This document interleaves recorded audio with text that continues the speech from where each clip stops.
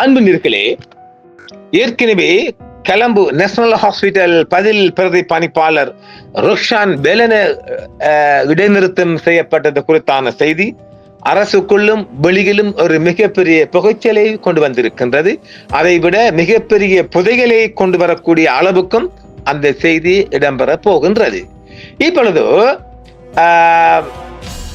அதாவது ஆடிட்டர் ஜெனரலாக இலங்கைக்கு எல்லாவற்றுக்கும் ஆடிட்டர் ஜெனரல் இல்லையா, ஆடிட்டர் ஜெனரலாக முன்னாள் இராணுவக்காரர் ஒருவர் லெப்டினன்ட் கர்னல் லலித் ஜெயசிங்கவை ஆடிட்டர் ஜெனரலாக நியமித்தல் அரசியலமைப்பு சுதந்திரத்துக்கு அச்சுறுத்தல் இருப்பதாக PNF ப்ரொஃபஷனல் நேஷனல் ஃப்ரண்ட் எச்சரிக்கை விடுத்திருக்கின்றது. இதில் வேடிக்கை என்னவென்றால் 9 பேர் கொண்ட குழுவில் 4 பேர் ஆதரவாகவும் 5 பேர் எதிர்ப்பாகவும் வாக்களித்தது அரசியல் சபை இல்லையா, கான்ஸ்டிடியூஷனல் கவுன்சில். அதனால் அதனால் அந்த விடயம் அரசாங்கம் தோல்வி கண்டிருக்கின்றது. இதில் வேடிக்கை என்னவென்றால் தமிழ் தரப்பின் தலைவர் சிறிதரன் என்பி அரசுக்கு ஆதரவாக ஆமிக்காரனுக்கு ஆதரவாக செஞ்சிருக்கார். இப்ப வார வாக்குல நீங்க வெற்றி பெற முடியுமா சிறிதரன் மாஸ்டர்? நீங்க இதுல எப்படியும் தோத்துட்டீங்க. முதலாவது நீங்க அரசுக்கும் ஆமிக்காரருக்கும் ஆதரவு கொடுத்து தோத்துட்டீங்க. ஏனெனில் 4 பேர் ஆதரவாகவும் 5 பேர் எதிர்ப்பாகவும் வாக்களித்தலால் அரசாங்கம் கொண்டு சென்ற லெப்டினன்ட் கர்னல் லலித் ஜெயசிங்கவை நியமிக்க முடியாம போயிட்டு வெக்கக்கேடு. இப்ப தமிழ் தரப்புல இருந்து என்ன சொல்ல போறாங்க, இதற்கு என்ன விட சொல்ல போறாரு? எதிர்கட்சி எல்லாம் எதிர்த்து வாக்களிச்சிருக்குது. இந்த செய்தியை பின்னுக்கு தாரம். இந்த சிறிதரன் மாஸ்டருக்கு மாத்திரம் எதுக்காக ஆமிக்காரனுக்கும் வாக்களிக்க வேணும்? அரசாங்கத்துக்கு புள்ள ஒரு ஆயிட்டாங்க. அது வேறு இருக்குது. நாங்க அதை பற்றி சொல்ல போனா தமிழ் மக்கள் பாவம், அதை விட்டுருவோம். லெப்டினன்ட் கர்னல் லலித் ஜெயசிங்க தணிக்கை தலைவராக நியமிக்க பரிசீலிக்கப்படுவது உறுதி செய்யப்பட்டதை தொடர்ந்து தணிக்கை துறையின் அரசியலமைப்பு சுதந்திரத்தை குறைமதிப்புக்கு உட்படுத்தும் ஒரு வேண்டுமென்றே செய்யப்பட்ட முயற்சி என்று நிபுணர்களின் தேசிய முன்னணி PNF கடுமையான கவலைகளை எழுப்பியிருக்கின்றது. 41வது தணிக்கை தலைவர் ஓய்வு பெற்றதை தொடர்ந்து ஏப்ரல் 8ஆம் தேதி முதல் தணிக்கை தலைவர் பதவி காலியாக இருக்கின்றது. அதாவது ஏற்கனவே 41வது தலைவர் பென்ஷன் போனதால இந்த வருடம் ஏப்ரல் 8ஆம் தேதி முதல் அந்த இடம் வேக்கண்டாக இருக்கின்றது. 8 மாதங்களுக்கு மேலாக தற்காலிக நியமனங்கள் மட்டுமே நடைமுறையில் உள்ளன என்றும் வெளியிட்ட அறிக்கையில் குறிப்பிடப்பட்டது. இந்த நீடித்த தாமதம் தற்செயலானது அல்ல, ஆனால் நிறுவனத்தை நிர்வாக கட்டுப்பாட்டின் கீழ் கொண்டு வருவதற்கான கணக்கிடப்பட்ட அரசியல் மூலோபாயத்தின் ஒரு பகுதியாகும் என்றும் அந்த அமைப்பு தெரிவித்துள்ளது. கடந்த ஆண்டு இராணுவ ஆள் தணிக்கை இயக்குநராக நியமிக்கப்பட்ட ராஜசிங்கே இப்போது அரசியலமைப்பு கவுன்சிலுக்கு தணிக்கை தலைவர் பதவிக்கு பரிந்துரைக்கப்பட்டுள்ளதாக PNF வெளிப்படுத்தியுள்ளது. குழுவின் கூற்றுப்படி நாட்டின் மிக முக்கியமான மேற்பார்வை நிறுவனங்களில் ஒன்றில் அரசியல் ரீதியாக இணக்கமான அதிகாரியை நியமிக்க நிர்வாகி முயல்கிறார் என்ற நீண்டகால கவலைகளை இந்த நடவடிக்கை உறுதிப்படுத்துகிறது.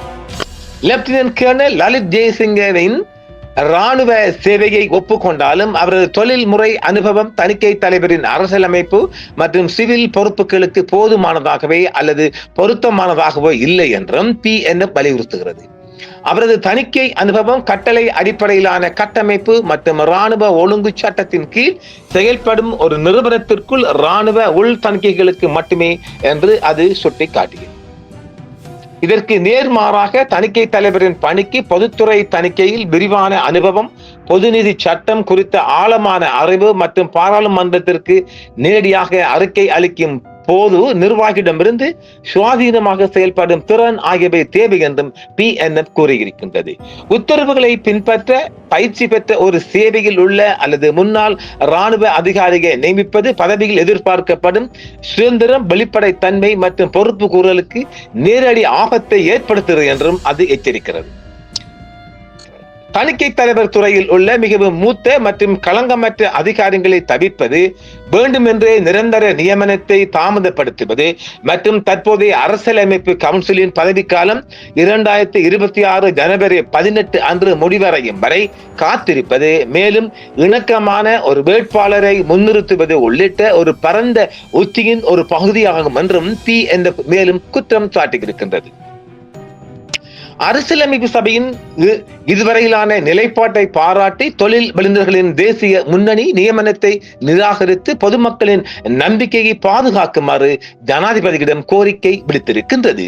அரசியல் சூழ்ச்சிகளை உடனடியாக நிறுத்தி காலியாக உள்ள தணிக்கையாளர் ஜெனரல் பதவியை நிரந்தரமாக நிரப்ப பொதுநிதி நிர்வாகத்தில் நிரூபிக்கப்பட்ட நிபுணத்துவம் பெற்ற பொருத்தமான தகுதி வாய்ந்த மூத்த மற்றும் சுவாதீன நிபுணரை நியமிக்குமாறு அந்த குழு ஜனாதிபதியை கோரியிருக்கிறது.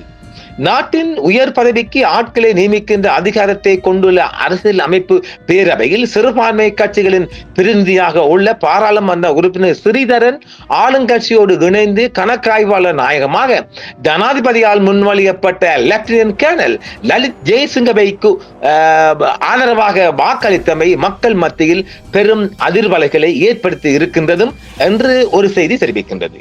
இது நம்ம கையாள மடியால போடலப்பா, அப்புறம் சொல்லக்கூடாது தமிழ் தலைவர் நாம அம்படித்தம் உண்மையை உள்ளபடி சொல்றோம்.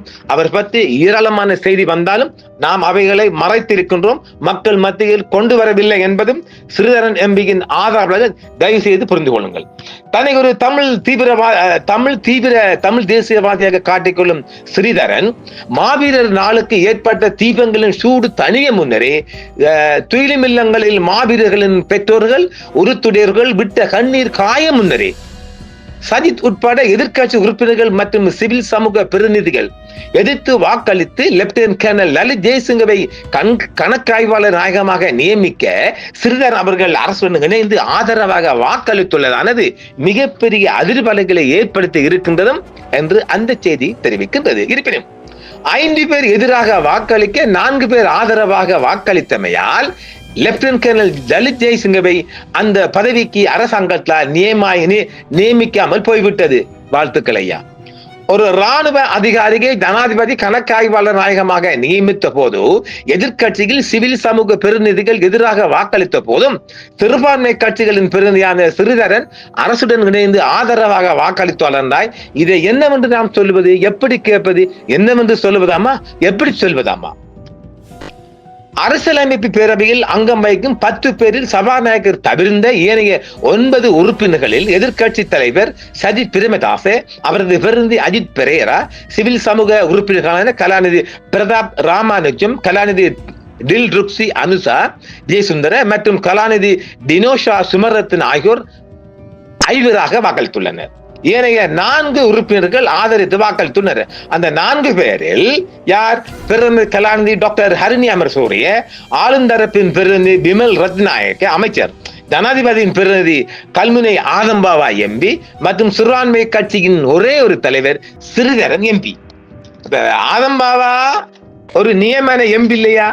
அது வந்துட்டு அவருடைய தோஸ்து, ஜனாதிபதியோட ஒரு தோஸ்து, கலனி யூனிவர்சிட்டி, இவர் பெர்ரான் யூனிவர்சிட்டி, கொழும்பு யூனிவர்சிட்டி, இந்த வகையில நண்பர்கள். அவர் தோல்வி பெற்றாலும் அவரை நியமிச்சு அவரை அரசுக்கு தானே வாக்களிப்பாரு. சரி, சிறிதரனுக்கு என்னாச்சு? சிறிதரன் நீங்க எப்படி வாக்களிப்பீங்க மக்கள் கேட்பாங்கல்ல.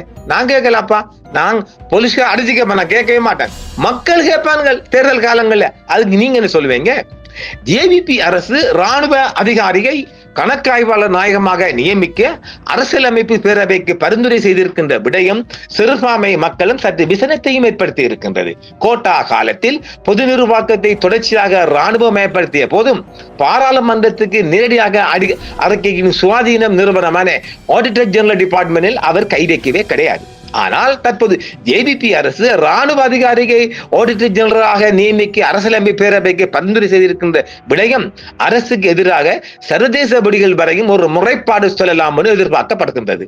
அநேகமாக மனித உரிமைகள் பேரவை ஜெனீவா வரையும் இந்த விடயம் போக வாய்ப்பு இருக்கு. ஏனெனில் IMF கடனை பெற்றுக் கொண்டு நீங்கள் ராணுவமயமாக்கலுக்கு உட்படுத்தப்பட்டால் IMF கைதிரிக்கும். இதையும் அரசாங்கத்துக்கு தெரியாம இருக்காது என்பது மக்கள் புரிந்து கொள்ளுங்கள்.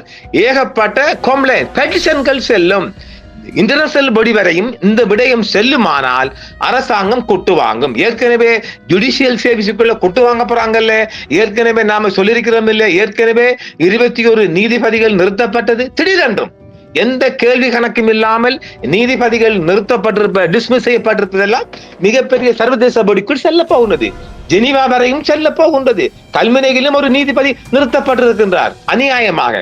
இவைகள் எல்லாம் போகின்ற போது அரசுக்கு ஒரு தர்ம ஜங்கடத்தை உருவாக்கும். குறிப்பாக இலங்கை கணக்காய்வாளர் திணைக்களம் தொடர்ச்சியாக இலங்கை இராணுவ கட்டமைப்பின் நிதி விரயம், மோசமான நிதி முகாமைத்துவம், ஊழல் மோசடிகள் பற்றி அறிக்கையிட்டு வந்த நிலையில் குறித்த நிறுவனத்திற்கு இராணுவத்தில் பணியாற்றின ஒருவரை தலைவராக ஜேவிபி அரசு நியமிக்க முயற்சி செய்யறாங்களாம். விசேடமாக இலங்கை இராணுவத்தில் உள்ளக கணக்காய்வாளராக ராஜசிங்கே பணியாற்றிய காலத்தில் அங்கிருந்த பலவீனமான சொத்து முகாமைத்துவம், அலட்சியமான நிதி கட்டுப்பாடுகள், வேகமற்ற நடவடிக்கை என பல்வேறு விடயங்கள் 2024 ஆண்டு கணக்காய்வறிக்கை பதிவு செய்திருக்கிறது.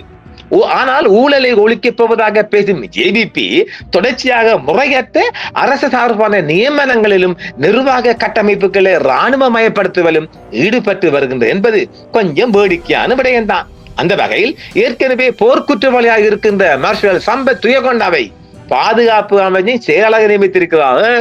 திருவண்ணாமலை கன்சைட் முகாமில் 11 கொழும்பு இளைஞர்களை, தமிழ் வாழ்வர்களை கடத்தி கொலை செய்த கடற்படை அதிகாரிகளுக்கு ஒத்துழைப்பு வழங்கியவர் என அடையாளம் காட்டிய அட்மிரல் சரத் சந்திர ரணசிங்கவை SLP துறைமுக அதிகார சபையின் சேர்மனாக நியமித்துள்ளார்கள்.